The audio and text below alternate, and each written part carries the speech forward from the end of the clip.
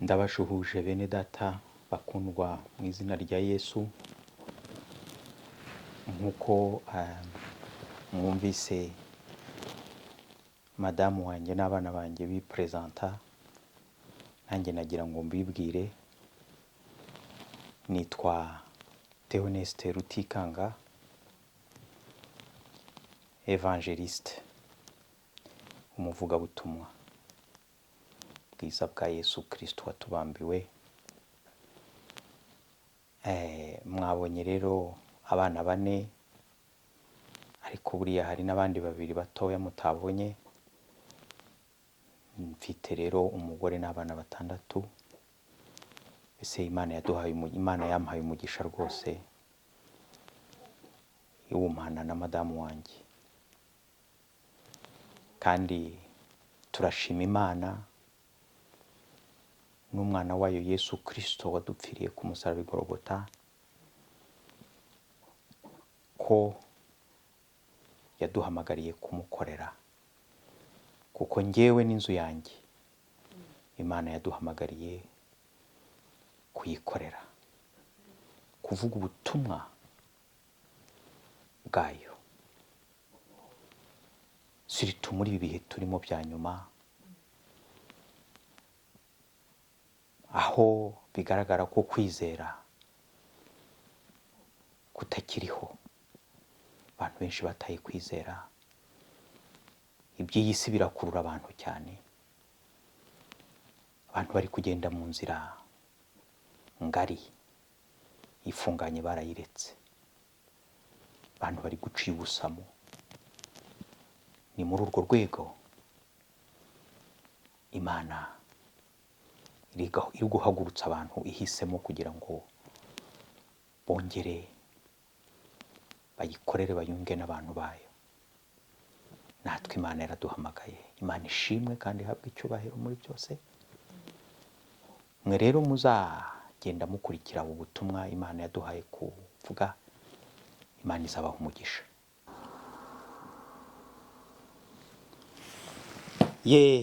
Bene data, shuti bakundwa,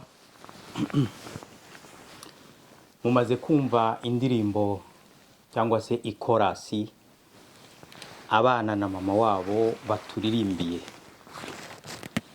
Ikorasi ivuga ngo uyu munsi niwizera,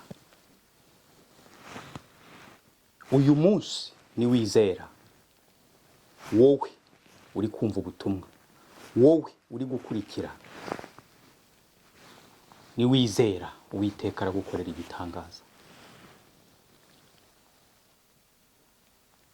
Ngo abagabo nimwizera Uwiteka arakora igitangaza, abagore nimwizera Uwiteka arakora igitangaza, abana, urubyiruko, abajeni b'iki gihe nimwizera Uwiteka arakora igitangaza. Imana ishimwe kandi Imana ihabwe icyubahiro. Umva nkubwire wowe uri gukurikira ubutumwa, ijambo ry'Imana riravuga ngo nuhaguruka n'Uwiteka arahaguruka, niwizera Uwiteka aragukorera ibyo wizera. Mwibuke amagambo Yesu yabwiye wa mudamu avuga ngo genda bikubere nk'uko wizeye. Igihe nikigera tuzayagarukaho ayo magambo, ariko reka ngaruke ku iyi ndirimbo kuko ndashaka kugira ngo nyigisheho. Aya magambo niyo azatubera intangiriro, niyo azadukurikira mu nyigisho zose tuzagenda tugira na bene data, kuko hari icyo Imana yashyize ku mutima wanjye, hari icyo Imana yampaye kugira ngo mbwire abanyarwanda, abari mu Rwanda, abari mu bihugu byo hanze, aho abanyarwanda batataniye hose. Hari icyo Imana yampamagariye kubabwira muri iyi minsi, kandi intango y'ubwo butumwa Imana yampaye ni iyi ngiyi. Uwo mwabonye ni madamu wanjye wavuze ko ari mama w'abana, kandi n'abana n'abanjye Imana yampaye bose. Abo rero ibyo baririmbye niyo ntango y'ubutumwa Imana yampaye, niryo tangiriro, niyo sije, mbese nicyo cyigisho ngo niwizera Uwiteka arakora igitangaza. Ubwo rero ndagira ngo mbaganirize kuri iryo jambo, ariko twifashishije amagambo ari muri Bibiliya, ari nayo azakomeza kuduherekeza mu bihe byose tuzagirana. Ndabinginga kugira ngo mwumve neza icyo Imana iri kuvuga. Ndakwinginga wowe uri kunkurikira, wowe wakurikiye indirimbo, wowe uri gukurikiriza inyigisho, wowe uri gukurikira amagambo ndi kuvuga. Aya ntabwo ari njye ndi kuyavuga. Oya nshuti yanjye, umva nkubwire, niwizera ikibazo cyawe urimo ntabwo nkiza, ariko Imana yo irakizi. Umva nkubwire, kwizera bifungura inzira nyinshi, bifungura imiryango myinshi.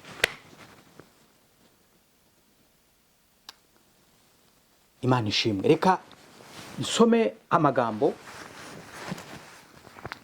ari hano. Reka nkoreshe Bibiliya y'Ikinyarwanda, ndaza gusoma n'iy'Igifaransa. Amagambo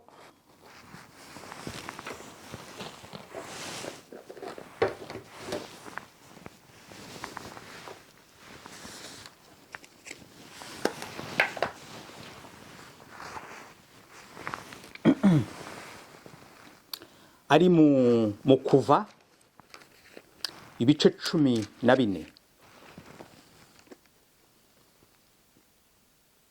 umurongo wa 13 ndageza ku wa 14.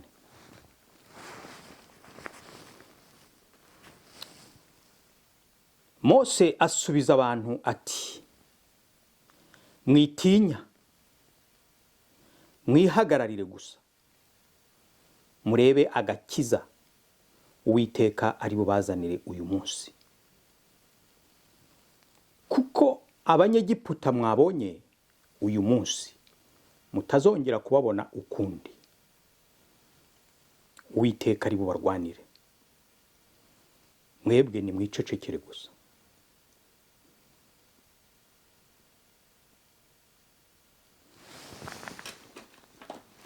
Biradufasha. Reka nsome na Bibiliya y'Igifaransa ndi wigendereho, ariko ndabisobanura.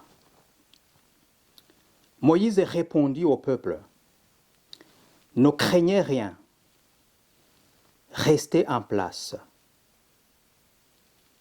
et regardez la délivrance que l'Éternel va vous accorder en ce jour. Car les Égyptiens que vous voyez aujourd'hui, vous ne les verrez plus jamais. L'Éternel combattra pour vous, et vous gardez le silence.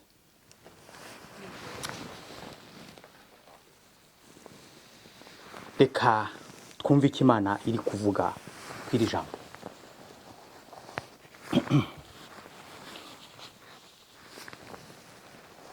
Nkuko nababwiye, turagendera kuri kariya gakorasi kabanje katubwira ngo niwizera Uwiteka arakora igitangaza. Reka turebe ibi bihe Abisiraheli bari bagezemo. Mose ajya kubabwira ariya magambo. Imana yari imaze kubakorera igitangaza gikomeye ibavanye mu Misiri. Habaye ingorane zikomeye, habaye ibintu bikomeye, habaye urugamba narwo batirwaniriye. Ntabwo n'amagambo meza cyane ahari, tuzagira igihe cyo kuyasubiramo, ariko ndagira ngo mbanze nganira. Imaze kubakurayo nibwo Farawo n'ingabo ze bavuze batari kose, bari abantu turabariguye, ziriya mbata zacu,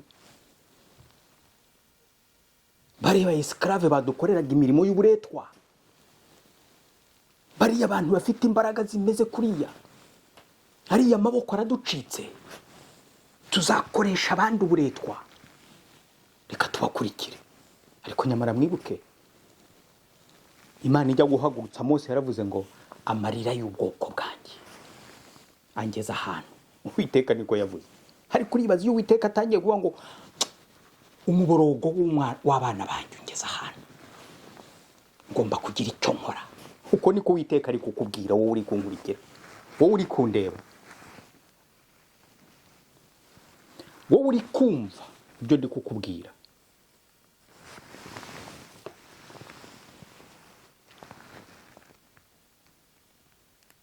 Ndagira ngo nkubwire ikintu gikomeye cyane.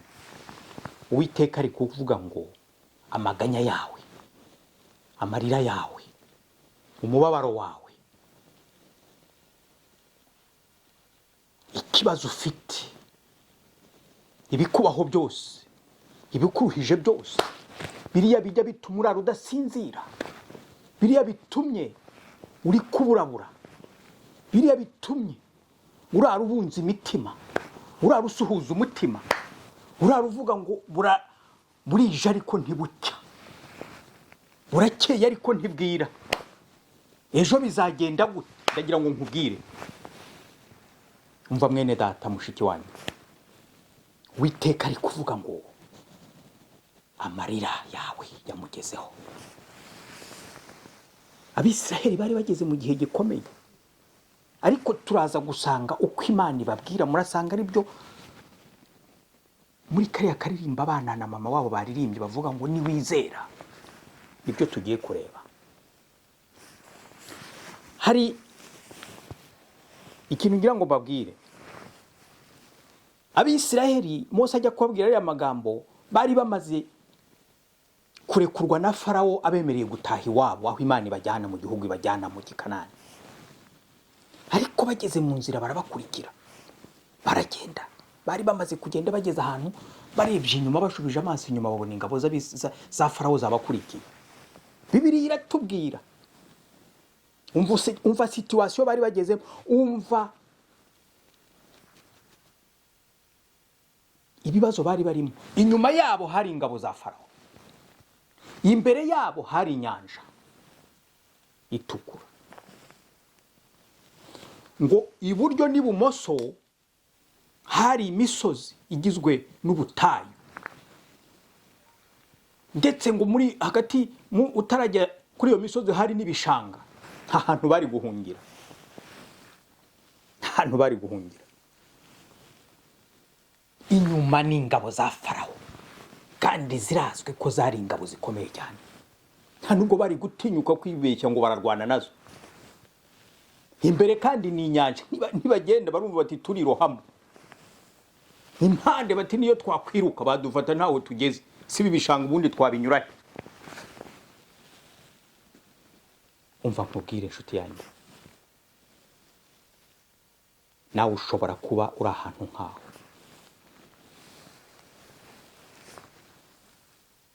ushobora kuba ugeze ahantu inyuma yawe hari ingabo za Farawo, imbere ari inyanja, impande n'impande ukikijwe n'imisozi.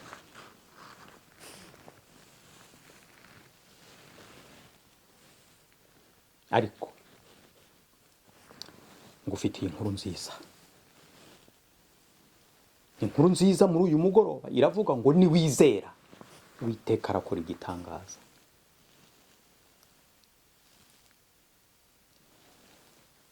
Umva igisubizo ijambo ry'Imana ritanga kuri ziriya ngorane Abisiraheli bari bagezemo.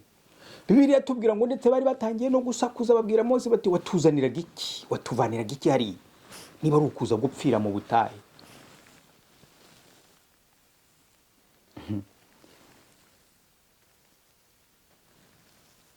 Igihe kimwe nigeze nganira n'umuntu umwe, ni umuntu tuziranye hano tuba mu Burayi, arambwira ati ja, ati Theo,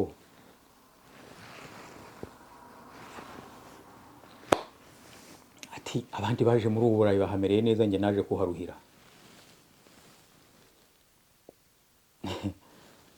ndagira ngo nkubwire, iyo umuntu avuga gutya aba yageze mu bikomeye.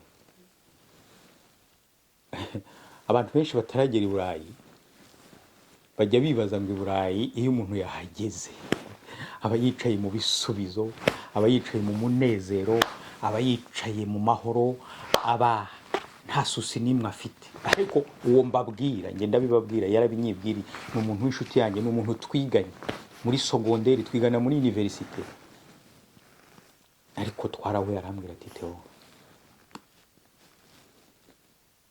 kandi uwo mbabwira ni n'umurokore, ntugira ngo wenda hari n'umupagani utizera, no. Niyo mpamvu ngira ngo nkubwire aya magambo ndi kubwira, ndayabwira ibice bibiri by'abantu, abakijijwe n'abatarakizwa. Icyo nacyo ndagira ngo nyongere, ariko ndagira ngo wumve Abisiraheli bamaze kwiheba, bavuze bati ngabo noneho zo ziraduhitana, bashatse kwiruka bati turashirira muri iyi nyanja.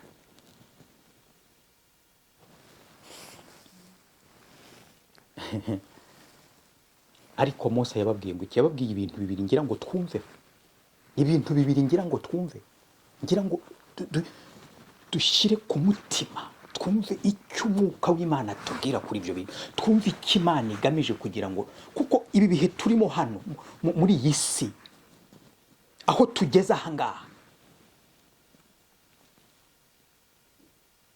ushobora kuba wugarijwe n'ibibazo. Ntabwo mbizi, ariko Imana irabizi, nawe urabizi, ariko n'Imana irabizi. Niba Imana yamuhaye amagambo, nuko izi impamvu, nuko wowe uzakurikira izi nyigisho, nuko Imana izi ko zizagufasha, hari aho zizagukura zigira aho zikugeza, kuko ijambo ry'Imana ntabwo rijya rimanukira ubusa. Ijambo ry'Imana ntabwo rijya ripfa kumanuka, kandi Bibiliya iratubwira ngo iyo rije ntirigenda ubusa, ntabwo risubirayo ubusa, ntabwo rijya rigenda amaramasa, hoya, ngo risubirayo rikoze icyarizanye. Ndagira ngo nkubwire ngo iri jambo uko byagenda kose rizakora igitumye rimanuka, kuko niwizera Imana irakora igitangaza. Niba urwaye ukizera urakira indwara yawe, niba warabuze urubyaro ukizera urabona umwana, niba warafashwe na covid, iki cyorezo numva ngo mubona cyazengereje isi, hari abantu avuga ati noneho covid iranyica. Reka nkubwire, ntiwizera nubwo yaba yagufashe urakira. Niba bakwirukanye bakuziza utikingije, niwizera Imana iragutunga mu bundi buryo cyangwa iguha kandi kazi. Umva, ndagira ngo mbikubwire kandi ubyumve. Umva igisubizo Bibiliya itanga kuri aya magambo. Mose ngo abwira abantu, Abisiraheli bose ati, ikintu cya mbere ngo ntimutinye.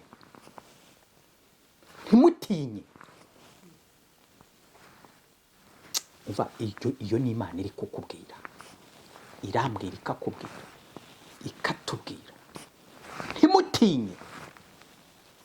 Iri jambo Mose yaribwiye Abisiraheli, ariko ikiza nkundira Imana nuko iryo jambo riracyabwirwa abana b'Imana, natwe riri kutubwira, nawe Imana iri kukubwira ngo ntutinye. Cyo ni icya mbere, turakigarukaho. Ntimutinye.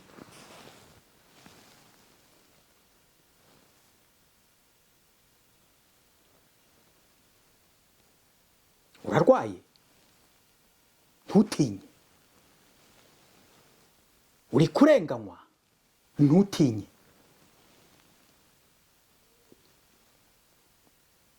Wabuze abawe? Urumva ubuzima burangiye? Ntutinye.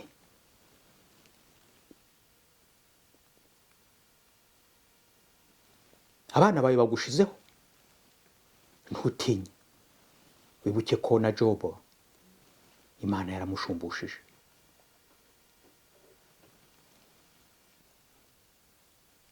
Urimo wicwa n'inzara? Ntutinye. Ntutinye.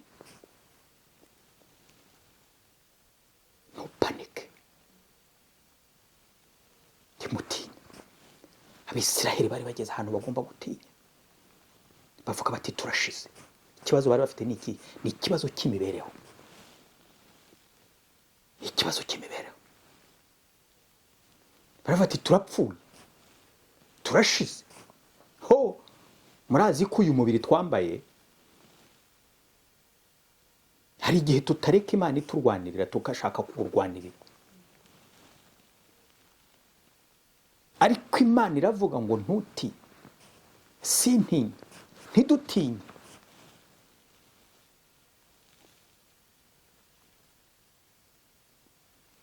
Ni muri ibi bihe turimo, umwijima w'icuraburindi uragaragara, ubwoba bwugarije imitima y'abantu benshi cyane, ndetse abantu bari gupfa kwemera ibyo babwiye byose kubera ibihe tugezemo, ngo ahari aho yaramuka.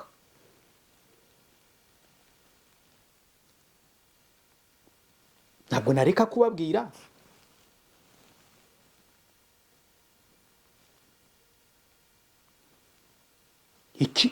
iki cyorezo bazanye cyatumye abantu bata umutwe. Abasatanisite nibo bagifaburitse muri laboratwari, iyi kovide mureba. Niyo mpamvu ngira ngo mbabwire, ntimutinye, Imana niyo iri au contrôle. Imana byose irabizi, bijya kuza yari bizi, izarinda abayo, tuzagenda tubibona. Iyi ni intangiriro, izarinda abayo. Ntabwo nareka kubabwira ko Satani yarahagurutse kandi arashaka kurimbura abera, shaka kurimbura itorero. Yarahagurutse, ari kuzana ubukene, bigatuma abizeraga bava mu byizerwa bakajya ikuzimu gusinyana amasezerano na Satani. Abantu benshi bari gutanga ubuhamya, murabyumva kuri za YouTube n'ahandi. Abantu benshi bari kwicisha ababo, umugabo akicisha umugore, umugabo n'umugore bagatanga umwana kugira ngo babone amafaranga, kugira ngo Satani abahe icyubahiro. Mperutse kubona umukinnyi w'umupira, umva nkubwire, ahari wajya gurogere tutari ko gukinge ntabo umusitari mu mupira. Kuki je ntabaye nka Messi cyangwa nka Ronaldo? Kuki? Ariko mperutse kumva umukinnyi ukomeye cyane wabihagaritse, kuko bamubwiye ngo natanga igitambo, sacrifice, ngo natanga igitambo kuri nyina. Yabivuze imbone nkubone, kuko yamaze kwakira umwami Yesu, kuko yumvise iri jambo rimubwira ngo ntutinye,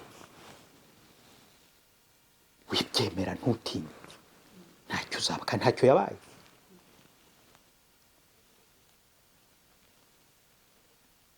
Hari igihe wakwifuza abantu uko bameze, ubuzima bw'abandi bantu uko bameze, ariko ibyo banyuzemo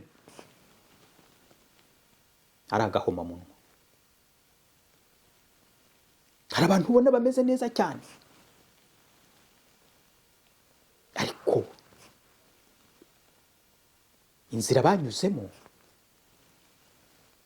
nabo ubwabo ntibasinzira.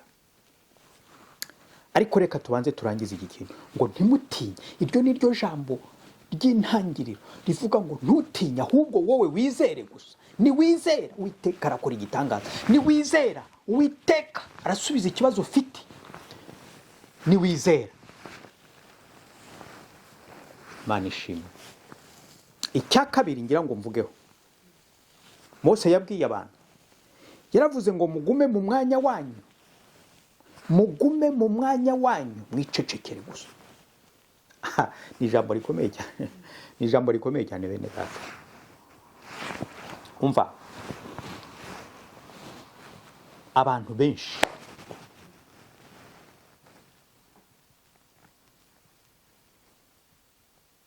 umwana w'umuntu niko akoze. N'abavuga ko bizera Imana, bizera umwami Yesu, iyo ikibazo kije ni abantu bake cyane birukira ku Mana. Abantu bajya gushakira igisubizo ahihuse.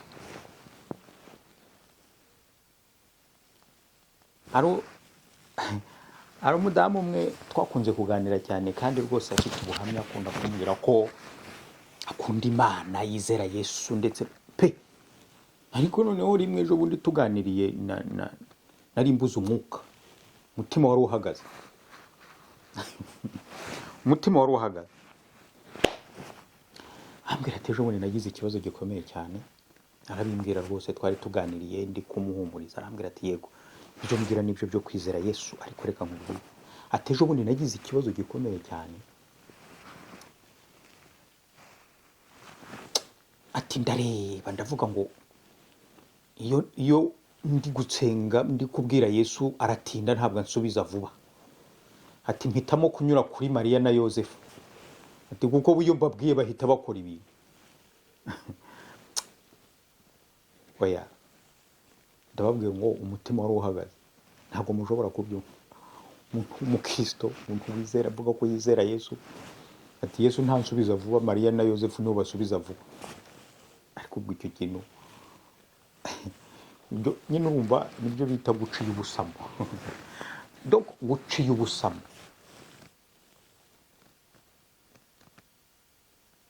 Niyo mpamvu ndagira ngo mbubwire wa mukobwa we, niyo mpamvu niba warategereje ukabusengera kuzabona umugabo, reka nkubwire, witinya, guma mu mwanya wawe. Ndabisobanura, ngiye kubisobanurira ijambo rivuga ngo guma mu mwanya wawe. Kirya gihe Mose abwira Abisiraheli, ababwira ngo mugume mu mwanya wanyu mwicecekere, yarabivugaga c'était une place physique, ni muguma aho ngaho muri, no bougez pas, mwizere gusa. Yaravuze icya mbere mwitinya, icya kabiri ni muguma aho muri muhagaze mwicecekere.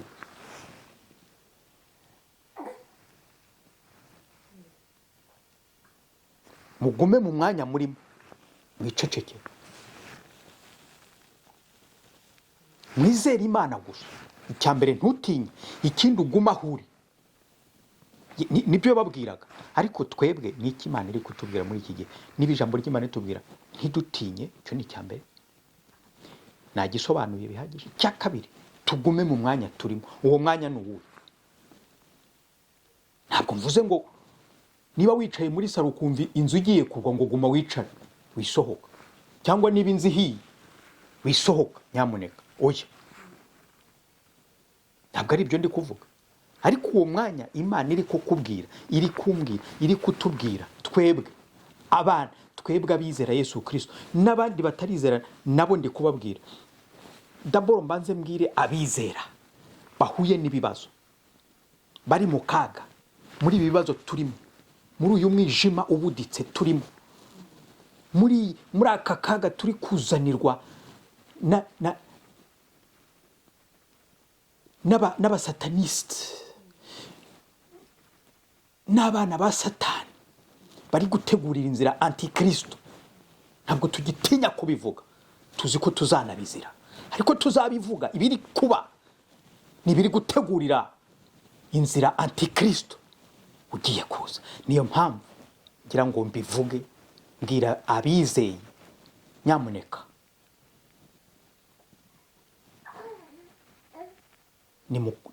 nimukomere, muhagarare, mwe gutinya, mushikame, mushorere imizi muri Kristo Yesu. Kuko Satani niba akajije umurego, natwe reka dukaze umurego mu kwizera. Reka dukaze umurego mu guhanga amaso ku watubambiwe, kuko niho igisubizo cyacu kizava, kuko niho gutabarwa kwacu kuzava. Rero ndagira ngo mbabwire, umwanya ijambo ry'Imana riri kutubwira ngo tugumemo ni uwuhe? Ni hehe? Ndagira ngo dusome amagambo ari mu Bakorinto ba mbere. Ndagira ngo tuyasome ubundi ndagaruka hano. Mu Bakorinto ba mbere, reka nkoresha ikinyarwanda nibyo byiza.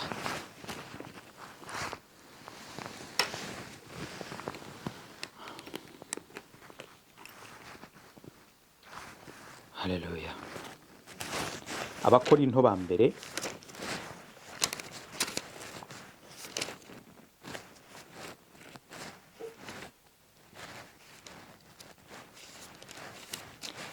igice cya mbere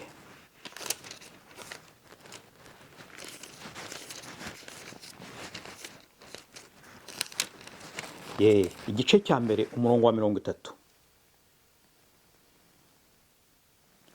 ngo niyo ibaha kuba muri Kristo Yesu waduhindukiye ubwenge buva ku Mana no gukiranuka no kwezwa no gucungurwa. Niyo ibaha kuba muri Kristo Yesu, ngo umwanya wacu. Ijambo ry'Imana ngo mugume mu mwanya wanyu. Umwanya wacu nuwo Imana yadushizemo, kuko niyo iduha kuba muri Kristo Yesu. Umwanya wacu uri muri Kristo Yesu. Tugume muri uwo mwanya. Mose yabwiye Abisiraheli ngo nimugume aho ngaho muhagaze, muhagume ubundi mwicecekere. Yongeraho ngo murebe agakiza Imana igiye kubazanira. Aravuga ngo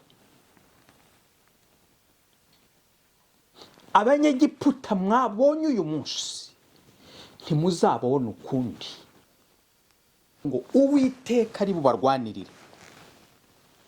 Arabarwanirira.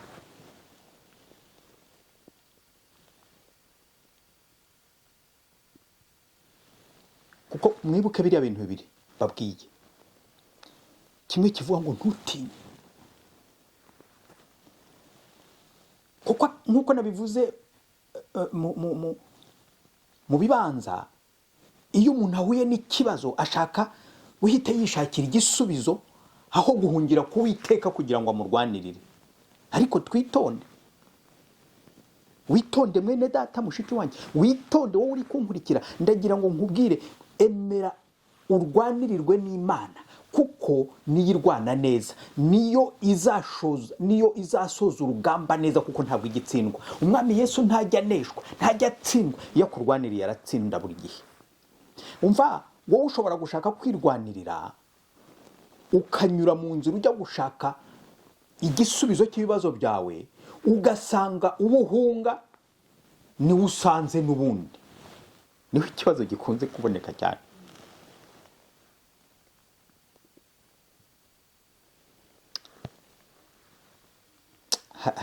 Hari urugero nibutse mwene data yaduhaye. Ni ubuhamya mwene data umwe yaduhaye. Ni Pasiteri Pascal. Hashize igihe kinini. Ni umupasiteri nakoranye nawe umurimo w'Imana cyane, twavuze ubutumwa cyane, surtout mu gihugu cya Tanzania. Kera ajya kwiga teoloji yayize muri Kongo, yaduhaye ubuhamya, mvuze ibintu ndabyibuka. Yaragiye kwiga, noneho ahura n'abambuzi bigize abapolisi, ariko bari nabo uretse ko bari ko bakoraga ibintu by'ubusambo. Ni kera ku gihe cy'ubuyobozi bwa Mobutu. Noneho ngo bamwaka amafaranga yari afite ya Minerval, yari afite 10,000. Barayamwaka. Bayamwatse we abona kubakurikira bari bumwice. Noneho we ajya ku kigo cya polisi kubarega. Agezeyo asanga bahageze, asanga uwo aregera ahubwo niwe wari watumye abo ngabo. Urumva ikibazo? noneho uwo nguwo aramubwira ati ikibazo ufite ni iki? Undi ati rwose mpuye n'abapolisi banyambura amafaranga kandi niyo yonyine mfite, ni minerivare mfite rwose, nagira ngo farama mu ndenganure mubabwire bansubiza ariya mafaranga. Bikira neza. Noneho uwo kugira ngo amurwanirire aragenda atoroshya nzi ati ndaje icyo kibazo cyawe ngikemure. Yinjira mu biro ngo azana inkoni, ati pfukama, arakubita, ati aramukubita, arongera arakubita, ati vuga ko nta mafaranga bakwibye. Ndetse nabeshyaga ntayo banyibye. Urumva kuko inkoni zimurembeje, atoya ntayo batwaye, ni ibintu nari mpimbye kandi barayamutwaye. Undi ati sohoka, mujye mureka kuza kubeshya hano. Urwo ni urugero mbahaye.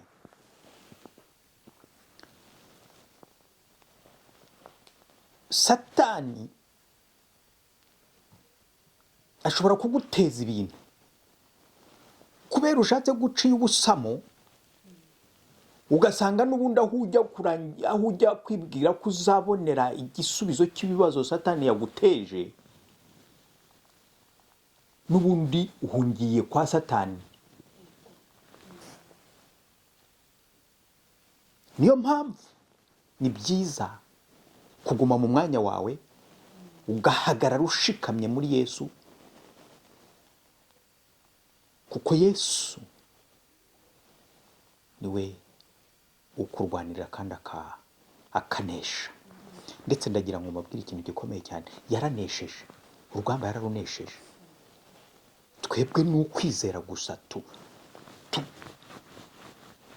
tugafata uko kunesha kwa Yesu.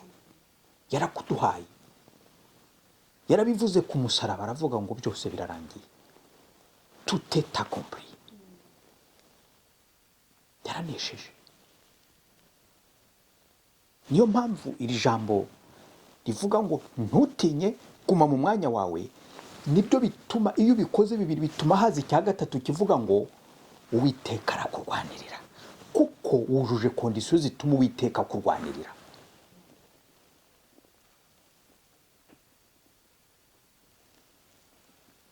Iyo wemeye ukavuga uti jye ntacyo nshoboye,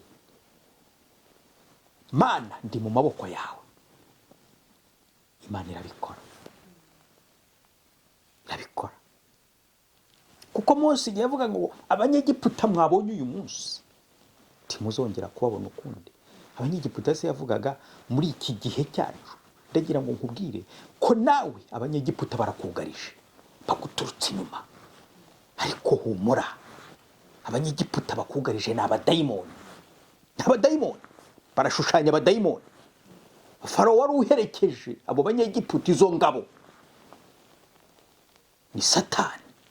Urumva urugarijwe. Ariko reka nkubwiye ikintu gikomeye mwene data, mushiki wanjye, wowe uri kunkurikira, wowe uri kumva ubu butumwa, wowe natangiye nkubwira ngo niwizera Uwiteka arakora igitangaza.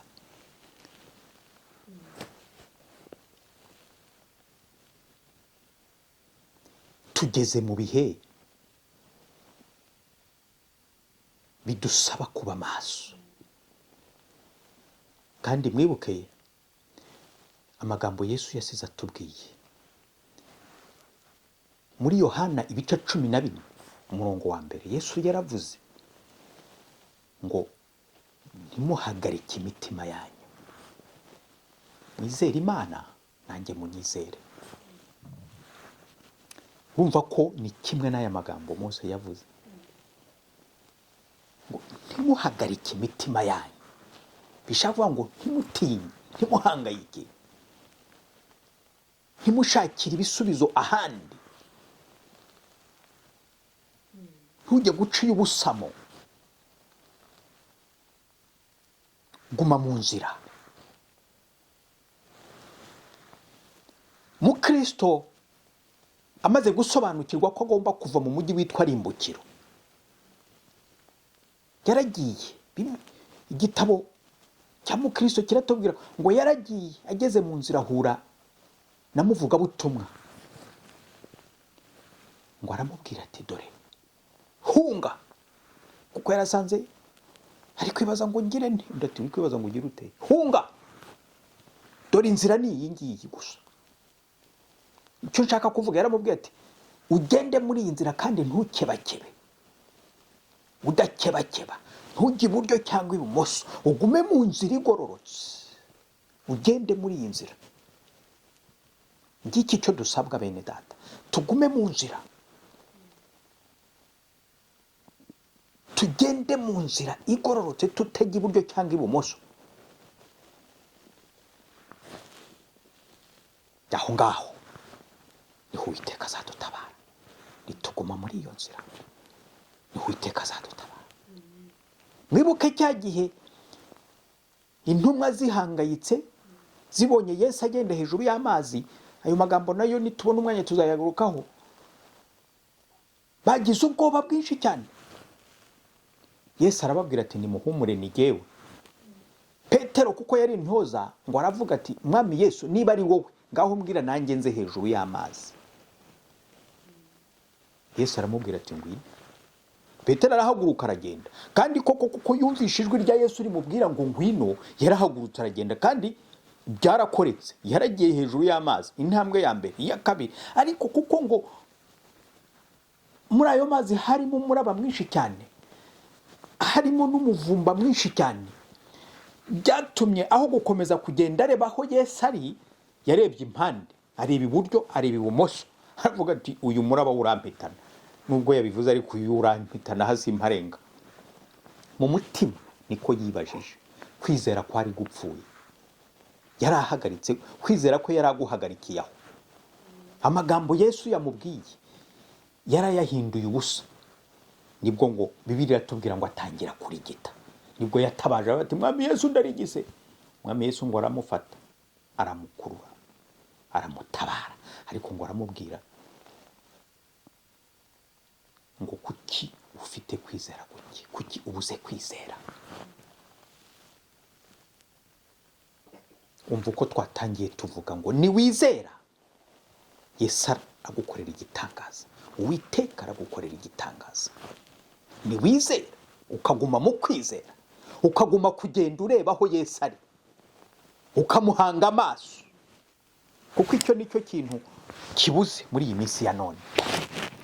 Nuko kubivuga n'amagambo, kubivuga ku munwa biroroshye ku muntu wese yize. Muri iki gihe umuntu wese muhera avuga ngo ndizera, nizera umwami Yesu, ngo Yesu Kristo ngo ni umwami n'umukiza w'ubugingo bwanjye. Ariko ibibazo bije ntabwo birukira kuri uwo mwami. Ariko ndagira ngo mbahumurize, ndagira ngo mbasabe, mureke niba ikibazo kije duhungire ku mwami Yesu. Imana ibahumugisha. Kuko ndagira ngo ndangirize kuri aya magambo. Kwizera ni iki? Iyo dusomye mu Baheburayo ibice 11 ku murongo wa mbere kugeza ku murongo wa 5, haratubwira ngo kwizera ni ukwemera udashidikanya kumaze guhabwa ibyo wiringira kuzabona, umaze kubihabwa. Ndetse agakomeza avuga ngo kwizera ni ukwemera udashidikanya ko ibyo utareba biriho. Iyo ikibazo kishe uhita upanika ukagira ubwoba, ukavuga uti ibi byo birandangiza, ukavuga utahaho simparenga, ukavuga uti ubu ibi byo umva nagiye kera kubuza. Ariko umva nkubwiye, gutabarwa nturi kukubona nyamara kurahari. Kurahari.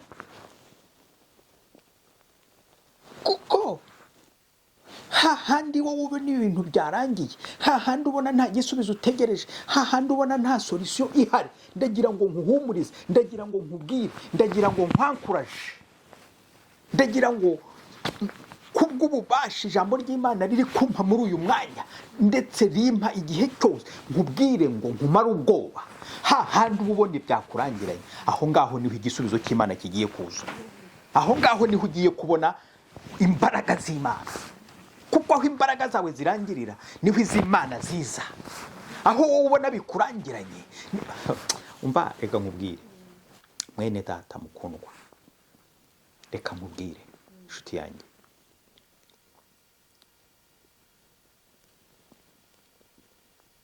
Imana ntabwo igitererana abayo. Shame. Ntabwo igitererana abayo. Ntabwo igitererana abayo. Yaravuze ngo sinzaguhana kandi sinzagusigana hatoya. Ngo nzabana nawe, nzagendana nawe. Ntabwo Imana, ntabwo ishobora, niyo kwizerwa mu ibihe byose.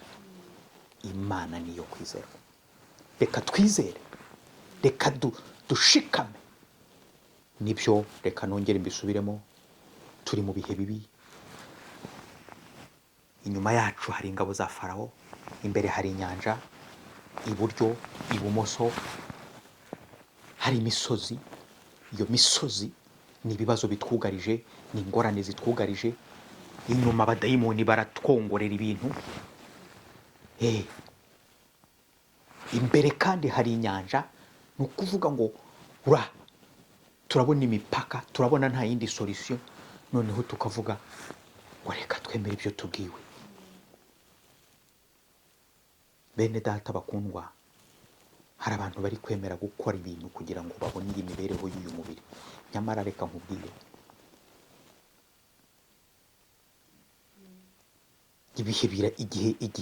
igihe kiratwegereye kurusha igihe twizereye. Reka ndangiriza aho ngaho, tuzakomeza muri video bizakurikiraho. Imana yampaye byinshi nshaka ko tuganira, nzababwira kandi ndabihatwa n'Umwuka Wera kubivuga.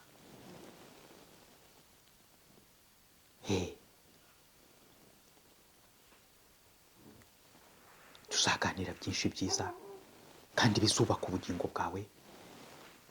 Kandi ndagusengera kugira ngo iri jambo rikubyutse, iri jambo rikugarure mu bubyutse, rikugarure mu gukunda Imana, rikugarure mu kwizera, rikugarure mu guhanga amaso kuri Yesu, rikugaruremo imbaraga.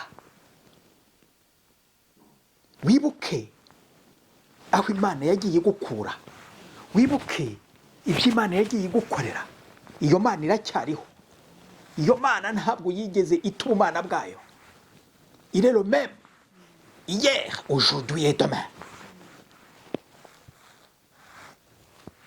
Kandi izahora ari Imana ifite imbaraga, izahora ari Imana ifite urukundo. Imana ibaha umugisha. Nzabasengera, ndakomeza kubasengera. Kandi rwose ndizera ntashidikanya ko ikibazo ufite Imana irakizi. Ko wowe niwizera n'umutima wawe wose ukavuga uti Imana ni wowe ntegereje igisubizo kizaboneka.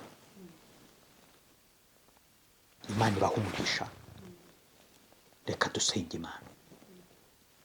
Ariko hari ikintu ngira ngo mvuge. Aya magambo navuze ngo harimo ibice bibiri. Hari abizeye Yesu Kristo. Imana irabasaba kongera kwibuka cya gihe bizeraga Yesu. Wa muriro wa mbere bari bafite, bamenye ko ahubwo ubu ngubu bigomba kwikuba gatanu, bigomba kwikuba inshuro 10, bigomba kwikuba inshuro tutaba, ahubwo bari bwo tugomba kuba muri Kristo Yesu. Noneho rero batarizera, abantu bazabona iyi video batarizera, birashoboka ko uzabona ubu butumwa utarakira umwami Yesu. Ni wowe nawe ndi kukubwira, umva reka nkubwire, niba utarakira umwami Yesu, ndagira ngo nkubwire, n'umwizera urabona igitangaza. N'umwizera umva ijambo ry'Imana muri Yohana ibice 14 umurongo wa 6 haratubwira ngo Yesu niwe wabyivugira avuga ngo ni njye nzira n'ukuri n'ubugingo, ntawe ujya kwa data ntamujyanye. Niwe nzira n'ukuri n'ubugingo, kandi ngo umwizera wese ntazacirwaho iteka. Ibyo tubisoma muri Yohana 3:16. Mbese urebye uwo murongo niwo ntango y'ivanjiri y'ubutumwa bwiza bw'isezerano rishya, ngo kuko Imana yakunze abari mu isi cyane byatumye itanga umwana wayo w'ikinege kugira ngo umwizera wese atarimbuka ahubwo ahabwe ubugingo buhoraho. Ni umwizera, reka nkubwire uyu mwanya, ni umwizera tugiye gusenga, niwemera nkagusengera ukamwizera, uraba ubonye inzira, uraba umenya ukuri, kandi urabona ubugingo, kuko nta wundi agakiza kabonerwamo. Umva reka nkubwire, nta wundi agakiza kabonerwamo muri iyi si. Hari abazakubwira abandi bantu, ariko inzira nyayo ni Yesu, ukuri ni Yesu, ubugingo ni Yesu. Niba rwose wumva wemera kwakira Yesu, ndagira ngo ngusengere, dufatanye gusa. Ushobora guhaguruka aho uri, ushobora gupfukama, ushobora kwicara, ariko ndagira ngo nkwisabire ikintu kimwe gusa. Funga amaso dusenge, noneho usubire mu magambo make ngiye kuvuga. Mwami Yesu, maze kumva iri jambo rimbwira ngo ni nizera urankorera igitangaza, ndetse numvishe n'ijambo rivuga muri Yohana 14:6 ngo ni wowe nzira n'ukuri n'ubugingo. Nirindi riri muri Yohana 3:16 rivuga ngo ukwizera ntabwo azarimbuka ahubwo azahabwa ubugingo buhoraho. Bisemo ko kwizera Mwami Yesu, nihannye ibyaha byanjye, ubimbabarire rwose,